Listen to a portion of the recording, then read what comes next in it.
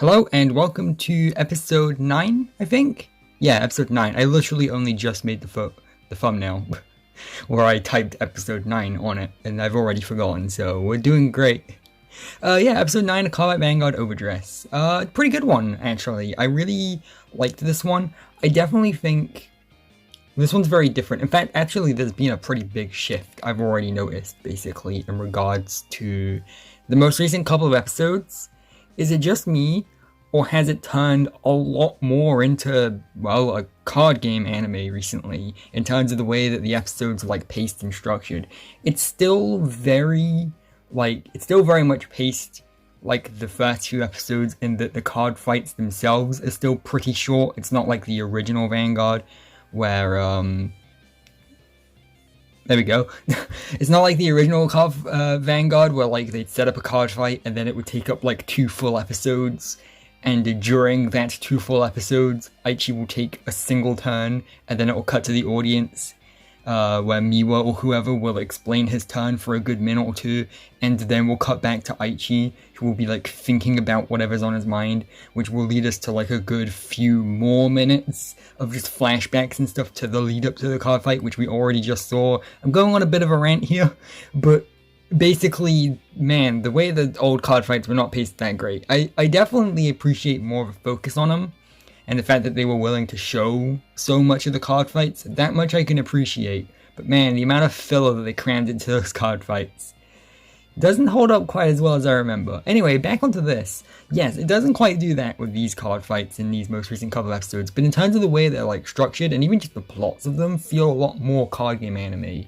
Especially, you know, like the beginning few arcs of a card game anime, where they'll introduce characters and things, and they'll focus on the dynamics between those characters, and have them get into a card fight. Yeah, it reminds me of very, like, early Yu-Gi-Oh! Zex, or like, early G, where we'll have these very, like, slice-of-life-y, like, character-focused episodes, and then we'll get into, like, a very kind of fun, low-stakes card fight, and then that'll be the episode, and I really like that, actually. See, that's the thing. I guess I should talk about this now.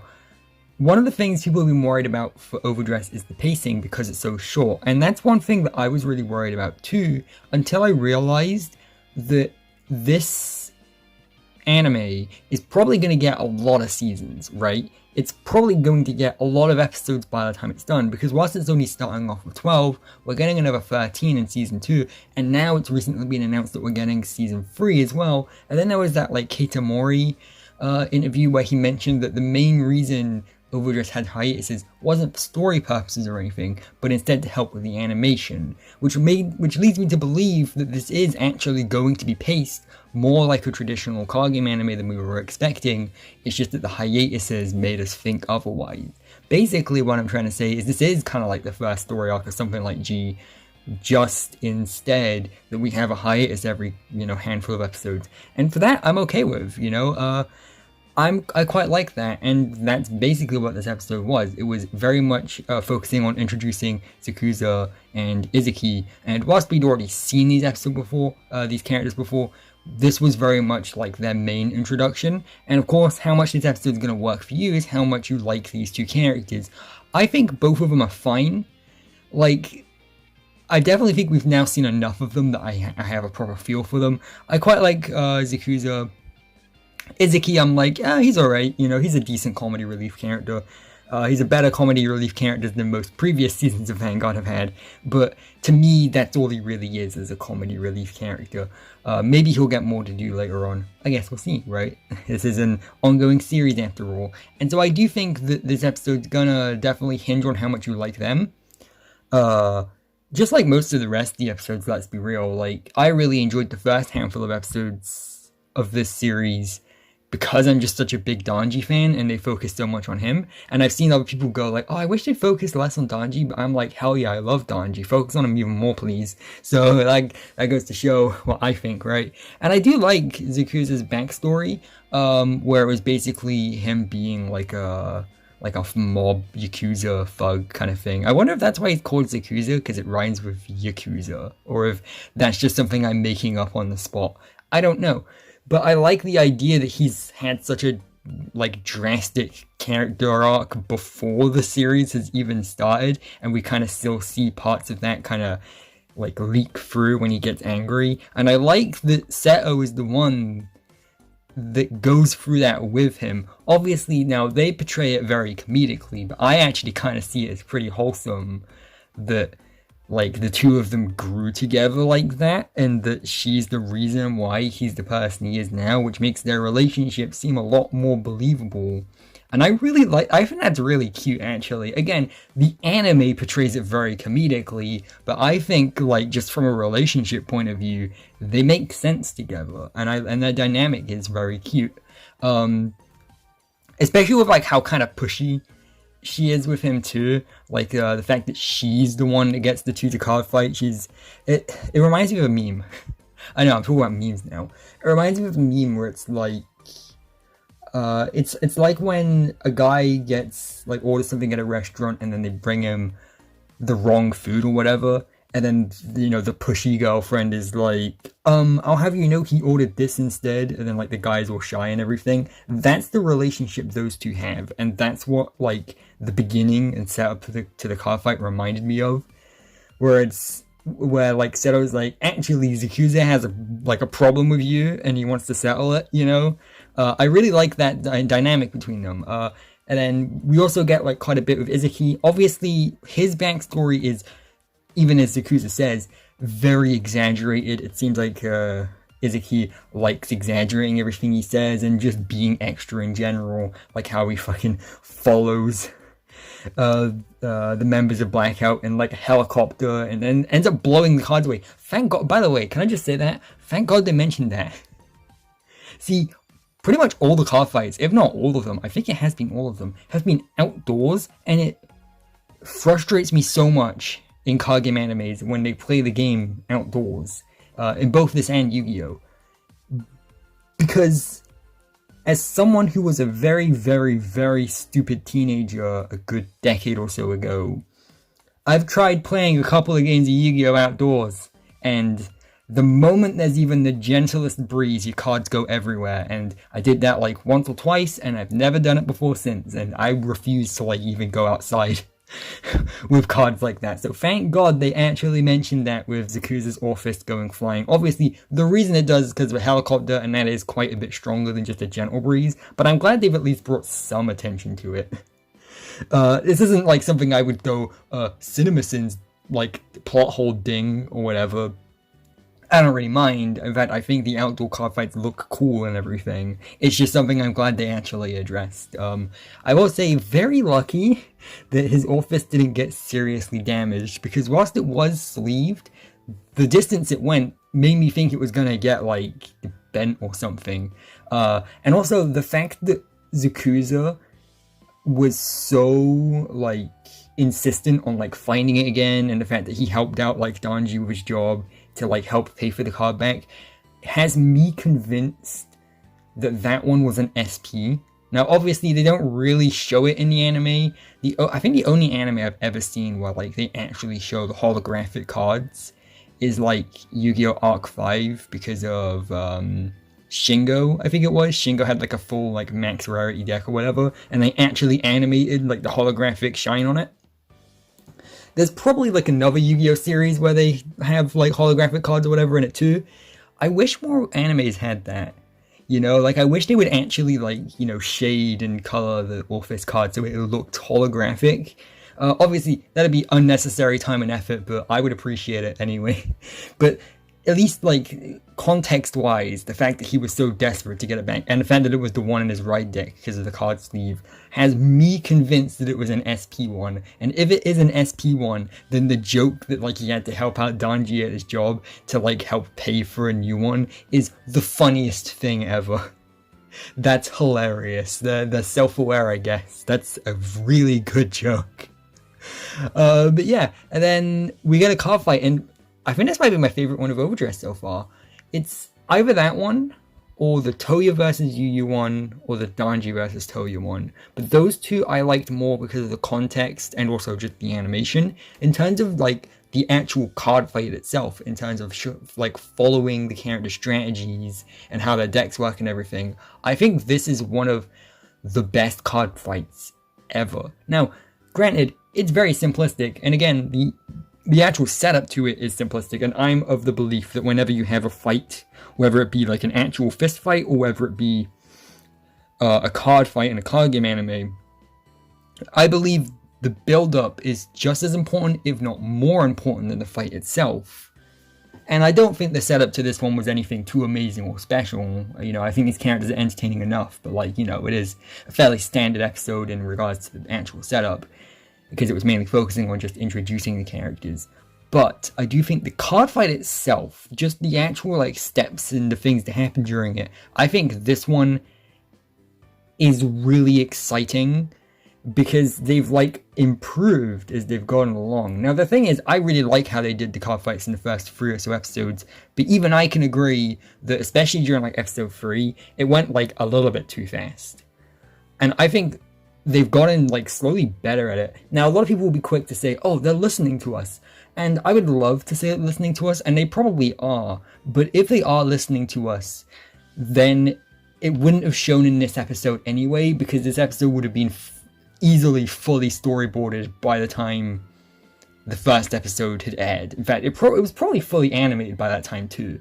Like, I'd imagine by the time the first episode aired, the first season would have been fully storyboarded at least. So basically, any like constructive criticism we have, to put it lightly, about the series that they take into account won't have shown up in season 1 anyway, and probably won't even show up in season 2, because season 2 is probably at least fully scripted by now. Maybe season 3? I don't know. I guess we'll have to see how that goes, right? But as much as I would love to say that they're listening, because that's a really nice praise to have, I love it when companies listen to us and everything, I think now is far too soon to start saying that, right? But it does seem like they're getting more and more. I think what it is they're probably trying to ease people in, right? Because it's very clear to me that this series is aimed at people who aren't quite into Vanguard yet. And in fact, it seems to be working. A lot of people are getting into Vanguard via this anime. I already know quite a few people who are like kind of getting into it because of this anime. And that's great. And I think it might be trying to slowly ease those people in. You know, get them in with like the Zakusa scenes in the early episodes, and then very, very slowly kind of seep the strategy and like make the card fights a little bit more drawn out. I don't think we're ever going to get to the point where it is like the original Vanguard, where we have like card fights take place over like 2 full episodes or anything like that. But I like the way they're doing it here, and if this card fight is a signal of like things to come in future, I'm very excited, because they found a really good balance of having it be very easy to follow along whilst still not actually taking up that much time. Funnily enough, this card fight doesn't take up that much time. It only takes up a few minutes. Like, it's about as long as the other card fights, honestly. And that's one thing I would say is, I think you could have just made this one longer, actually. Like, you didn't have to. But there's a lot in this episode we could have cut out in favor of it, you know? Again, that's just a decision they're making, though, right? But this card fight itself is very, very good. That's a funny little joke, too, by the way. I love that he takes his Shadow Army tokens, like, out of his big sleeve. That's just where he was hiding this entire time. That's really great stuff. But in most of the card game animes, they will have, like, the character, like, overdramatically explain what the card does as they, like, place it down in the field. And then it will cut to either an announcer or someone in the audience, like Miwa. That was Miwa's job. Miwa's job was to be cut to after Aichi's turn, so that he could explain what Aichi had done during that turn. And it's just a little bit obnoxious, because I don't need to be told multiple times in a row what this card does or what the strategy does. I like being able to figure it out for myself. And the first 2 episodes of overdress really let you figure it out for yourself. Like, they showed me enough that I could still follow along with the character strategies. For example, in episode 1, Danji refused to block. And I'm like, oh, I know why he refuses to block. I get it. And then in episode 2, they showed like Yuyu kind of learning how to overdress and like patiently waiting until the correct time to persona ride and everything. That stuff was really great. But of course, it never really explained that stuff thoroughly, so you really had to be familiar with the card game already to kind of follow along with it, I get the feeling, right? Obviously, I can't speak, I already know the card game, so Whereas this episode, and again the previous one too, felt like they were taking it slow enough that it didn't feel obnoxious. We never got any of those quote-unquote Miwa moments where it cuts to someone in the audience explaining what we already just saw, but they do slow the card game down enough that I feel like even someone who hasn't played these decks before or hasn't seen them play is like, oh, I get the idea. So Iseki's sending cards to a drop zone so that he can use alchemagic, which allows him to use an order card from his drop zone. I get it, without having an obnoxious moment where they overly explain it. Another thing, and it's a very small piece of not even criticism, it's just something I want more Cray fights. I like the way they have been showing the units in the past couple of episodes, where it will show the unit behind the person who's using it. We didn't get to see Zorga in this episode, which is a little disappointing. But I really liked, from episode 1, 3, and then the Yuyu versus Tohya card fight, I really loved the Cray action scenes, and I want more of them. And that's not a criticism necessarily. Wanting more of what a show has already given me is actually a good thing. That's probably what they want me to think. But I would have liked to see that in this episode, and we didn't really get it. And that's understandable. I can see why they're spreading this out, because let's face it, if they were to have a big, long Cray action scene in every card fight, that would cost so much to do, because they're so full of extended Zakuza. It's not like most other animes I've seen where the Zakuza will be a few seconds here and there. No, the Zakuza scenes in this anime are so long and so intricate, and it's God, these must cost a lot to make. And so I understand why they're spreading them out more. I do hope I hope we see in season 2 is just more showing a little bit of Cray fighting per fight. Maybe not as long as the Danji one in episode 1, but just a few seconds. Maybe not even have it all be Zakuza, that kind of thing. Because the ones we've already gotten are fantastic, and I want as many of those as possible, but I'm just hoping they find better ways of balancing it. Again, that's just me being really greedy though, because even with that in mind, I still love this card fight a lot. And another thing I've seen, a criticism I guess, is a lot of people are I want to see more of the units and less of people just slapping cards on the table. But in my opinion, as someone who plays the card game, honestly, just seeing people slap cards on the table is enough for me, because it feels realistic, and to me, I value that. That's one thing I love about overdress, is it feels real. The way it tackles with its issues, and the way it shows the card game, it feels real. The way they're using the sleeves and stuff, and that stuff is fantastic. And because of that, I mean, I'm already used to watching card fights as people slapping cards on the table. In fact, I've been watching a lot of overdress card fights and stuff on YouTube, just people recording their table, them just slapping cards on the table and everything, right?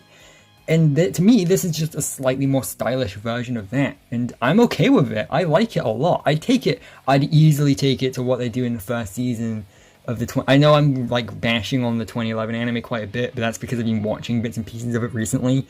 But in the 2011 anime, they have this really awful visual effect where once they put on those Vanguard fight gloves, the character gets shrouded in this really ugly gray fog, and it looks really, really ugly. And you know what? I'll take having them focusing on the characters just slapping cards on the table and looking at each other.